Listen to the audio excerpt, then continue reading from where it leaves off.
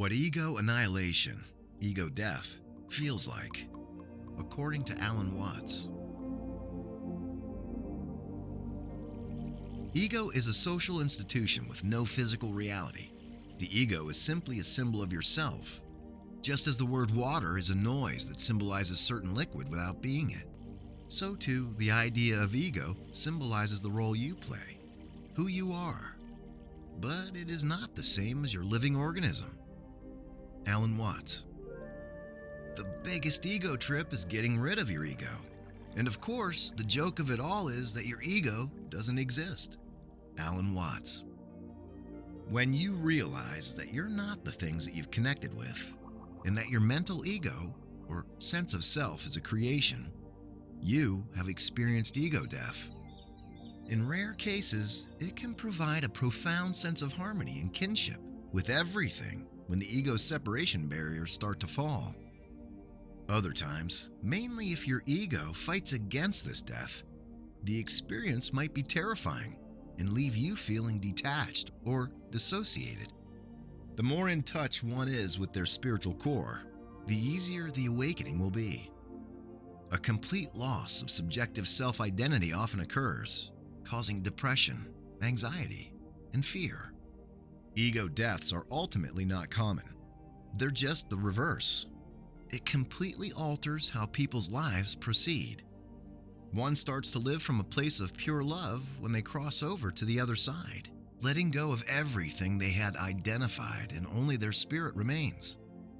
Each person experiences ego death differently.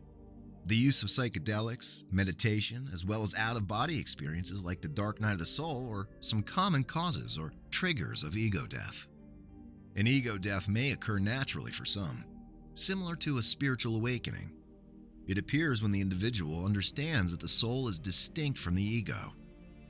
Ego deaths typically follow a few standard steps or stages after that. Possible stages include the spiritual enlightenment. The initial moment of awakening, when you become aware of the ego's control over you, is the first stage of ego death. The dark night of the soul.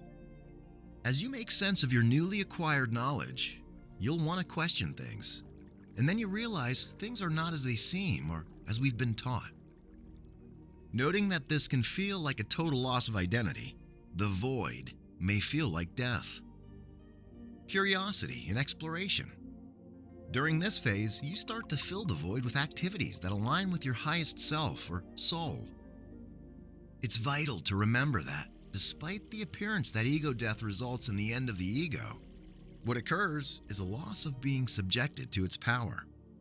You begin to live from a greater place of love and light as your ego begins to fade. Soul enlightenment and growth. As the dust settles and you get used to your new way of being, you learn more about your true nature and experience higher vibrational states. You've cleared many of your old patterns and are now embodying much more light in a simpler, more purified divine you. Ego loss may make you feel as though you're dying. The word death has a lot of negative connotations because it's frequently connected with gloom, decay, and misery. Naturally, most people try to avoid thinking about it and instead focus on dreading their physical demise, which they may equate with an eternity of nothingness. However, ego death can demonstrate, at least subjectively, that this is untrue. The persistence of awareness when the ego dissolves supports the theories of both classical and contemporary philosophies that something, some consciousness, remains when our identity and everything we identify with and hold dear is gone. It can be paradigm shifting and illuminating to realize that consciousness is immortal, even though time spent in our bodies is transitory. You may ask yourself, what just took place? As for now, all you are is consciousness. Your identity as an entity is gone, and you're now only consciousness. It feels like death if you reject it. It seems as though your soul's being tested, and you've lost your ability to choose. You feel like you're tossed into hell and have no power over anything. You can only watch while your ego battles for survival. Because of this, set and setting are crucial. Because if you're already in a negative frame of mind, with fear or worry, you'll lose all sense of control once it starts. All previous points of reference in a person's existence seems to be instantly and mercilessly eliminated during the experience of ego death. Ego death is a fundamentally suspicious attitude toward the world that reflects the person's bad experience during labor, and subsequently is what perishes during this process. It's an event that alters your life and makes you feel a loss of bodily sensation, complete mental detachment, feeling like a luminous ball of consciousness that your body's deserted you, extreme elation in the impression that I comprehend everything, a sense of unity with the cosmos, the destruction of all sense of identity or self. You may feel like you'll die when it occurs, and there's a sense of utter horror, lack of understanding that one's a distinct entity from anything or anybody else, seeing only a very bright white light and experiencing only a sense of completeness and tranquility. Every time it occurs, you feel a distant sensation is felt. You must first understand that there's more than one ego annihilation. Throughout a lifetime, there will be many. It's something you can't stop according to experience. You'll want to stop it for some reason, but you won't be able to.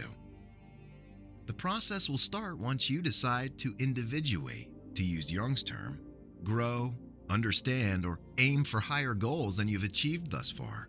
It'll probably go on till death. You should also be aware of how uncomfortable it'll be. No sleep will come to you. Your muscles will cramp up. You'll consider yourself to be worthless. It'll approach you and grab you psychologically, no matter your weakness.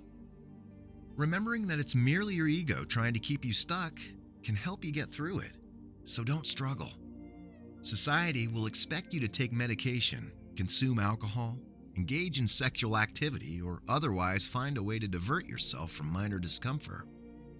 So it may be best to keep most of what's going on with you to yourself, or only share with trusted people. It appears to be empty. It seems that nothing's there. No wants, desires, or motivations. Is this all I am, you ponder? That's all you need to be. You then realize that's all there is to it. By communicating with this domain, you can attract and repel people, events, teachers, and guides who will direct you toward the road or way that Taoism emphasizes. You learn how to communicate with your body and emotions through meditation. You can then use electromagnetic forces and neuroplasticity to have a loving impact on both yourself and other people. After a period of transition and development, the ego eventually makes a comeback and develops into a finely honed tool that connects spirit, energy, matter, and form. Once the ego is transformed, societal, psychological, and cultural constraints no longer apply to it. Your anima and animu, as well as your chakras and general awareness, are all enhanced. Spiritual communication becomes second nature as a result of self-actualization. In conclusion, you become your most authentic self and cease to exist. Don't forget to subscribe and click on the bell icon to be notified of subsequent updates. Thanks for watching!